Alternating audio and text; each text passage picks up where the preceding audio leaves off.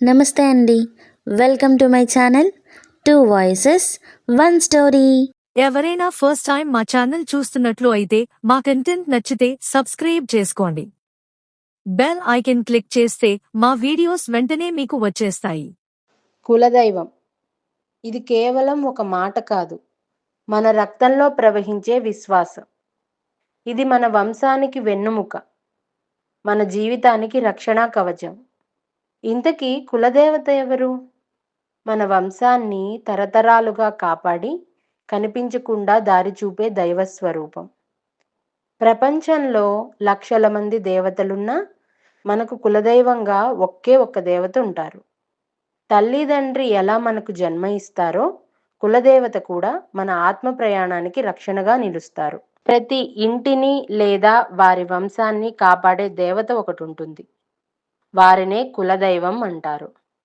ఆ దైవం వంశపారంపర్యంగా వస్తూ ఉంటుంది. ఇంట్లో ఉండే వెలుగు కాబట్టి వారిని ఇలవేల్పు అంటారు. కులదైవాన్ని పూజించకపోతే చాలా పాపం వస్తుంది.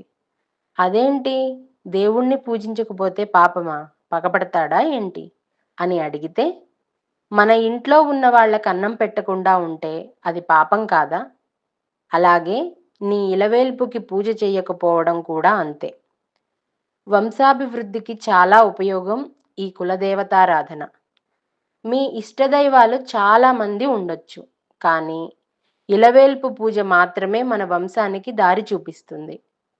ఇలవేల్పు పూజ చెయ్యకపోవడం అంటే నేను కేవలం స్నాక్స్తో కడుపు నిండుకుంటాను అని చెప్పడం లాంటిది. అన్నం తింటేనే కదా బలం వస్తుంది. ఇలవేల్పు పూజ కూడా భోజనం లాంటిది. బలం వచ్చి మన వంశాన్ని కాపాడుతుంది. ముఖ్యమైన కార్యక్రమాల్లో ఈ ఇలవేల్పు పూజ చేస్తారు. ఇలవేల్పుకి పూజ చెయ్యకుండా ఇతర దేవతలను ఎంత పూజించినా ప్రయోజనం ఉండదు. ఎందుకంటే మీ ఇంట్లో ఉన్న బామ్మ తాతకి అన్నం పెట్టకుండా వృద్ధాశ్రమంలో వెళ్ళి వృద్ధులకి భోజనం పెడితే ఏం లాభం అండి? ముందు నీ వంశానికి అండగా ఉన్న దైవానికి తగిన గౌరవం ఇవ్వాలి. ఇంటి దేవుడి పూజ మానేస్తే మనకు కలిసి రాదు. ఎందుకంటే వారే మనకొచ్చే ప్రతి అడ్డంకిని తొలగించేవారు. నీ ఇంటి దేవుడు నీ ఇంటి పూజా మందిరంలో పెద్ద పీట మీద లేని నాడు, పూజలు అందుకోని నాడు నీ ఇష్ట దైవం కూడా నీకు సహకరించదు.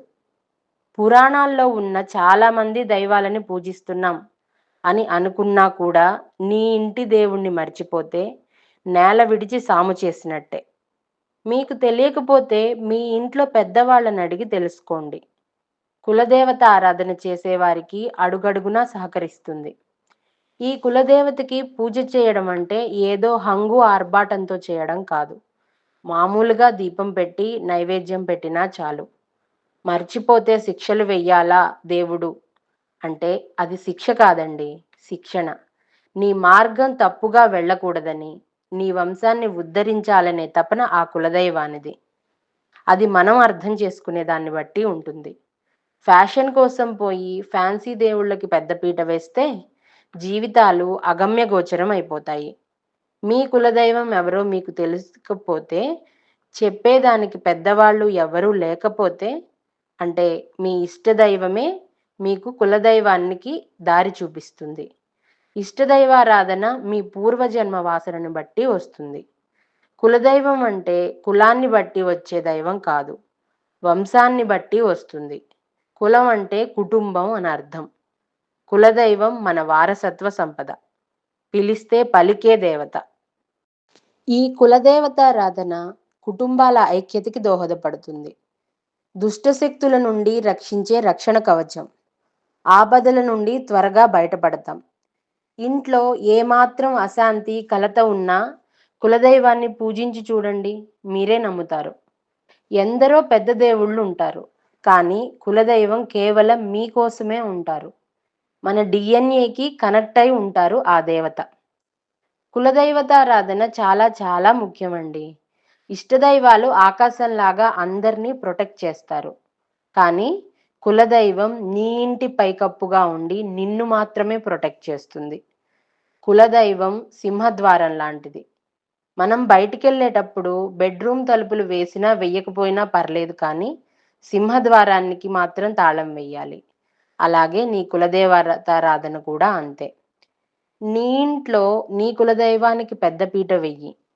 పెద్ద పెద్ద ఆపదల నుండి వారే దూరం చేస్తారు. కొందరికి గ్రామ దేవతలే ఆ కుటుంబాలకు కులదేవతగా ఉంటారు. కులదేవత ఆ కుటుంబానికి మొదటి రక్షణా కవచం. కులదేవత శక్తి భౌతికంగా కనిపించేది కాదు.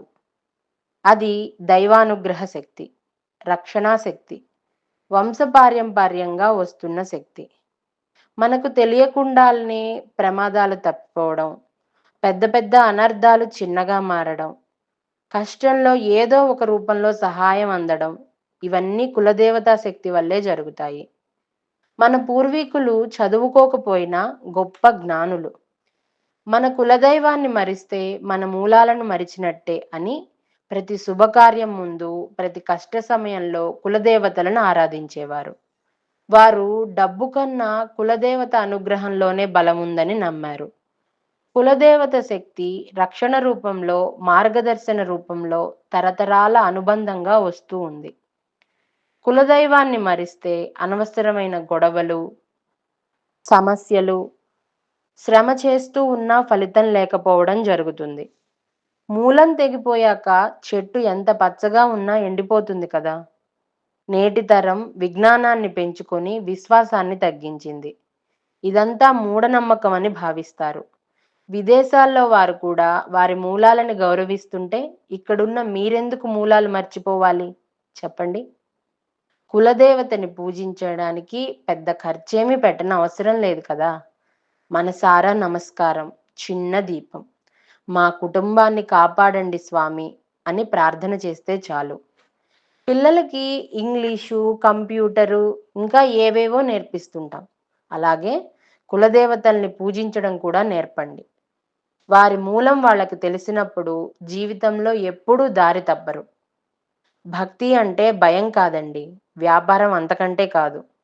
నేను కూడా చాలామంది ఫ్యాన్సీ దేవుళ్ళ మోజులో పడి నా కులదైవాన్ని నెగ్లెక్ట్ చేశాను.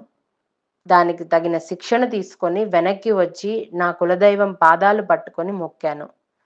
కరుణించకపోవడానికి ఆయనేమన్నా పాషాణమా?